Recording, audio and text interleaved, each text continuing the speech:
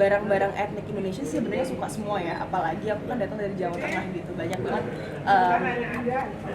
barang-barang khas gitu ya. Mungkin aku nggak bisa sebutin satu-satu atau spesifik karena kan memang cukup sakral gitu ya barang-barang dari Indonesia gitu. Tapi kalau misalnya aku disuruh milih gitu, misalnya barang mungkin contoh wayang, keris, hal-hal yang kayak gitu tuh aku suka banget. Maksudnya secara bentuk, secara dekorasi gitu aku suka banget pedang-pedangan gitu. Jadi emang banyak banget hal-hal yang aku bisa banggakan yang datang dari Indonesia. Hari ini jujur ini hanya ini lurik dari Jawa Tengah ya, bisa dikatakan Jawa Tengah atau mungkin Jogja kalau lurik.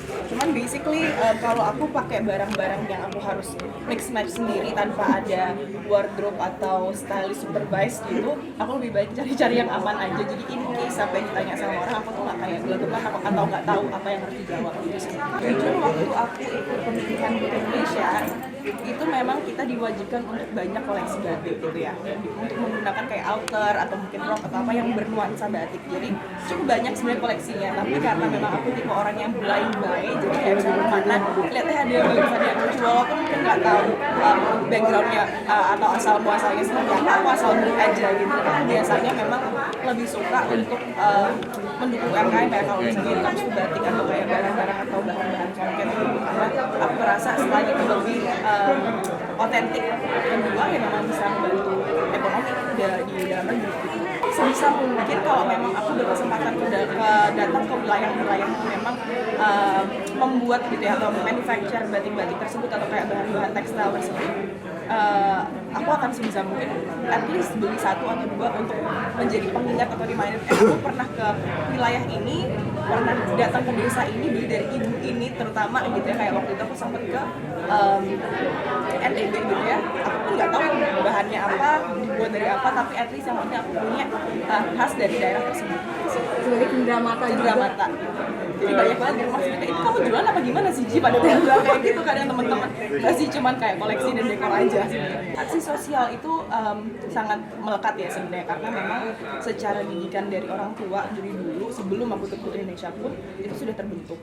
Jadi memang ketika aku ke Indonesia itu ada yang disebut advokasi. Nah advokasi itu sesuatu yang bisa kita kontribusikan atau dedikasikan ke sosial ya, atau ke ya basically ke orang-orang yang mungkin bisa lebih dekat sama kita apapun bentuknya. Dan kebetulan aku memang sudah ada foundation datang ke orphanage dan memang kayak lebih ke ya datang-datang ke panti jompo segala macam. Jadi aku hanya mikir kenapa harus yang jauh-jauh kalau memang aku udah ada basic kontribusi ke kegiatan-kegiatan tersebut gitu ya, misalnya ke orphanage dan segala macam. Bermasalah dengan judul Act Your Thoughts.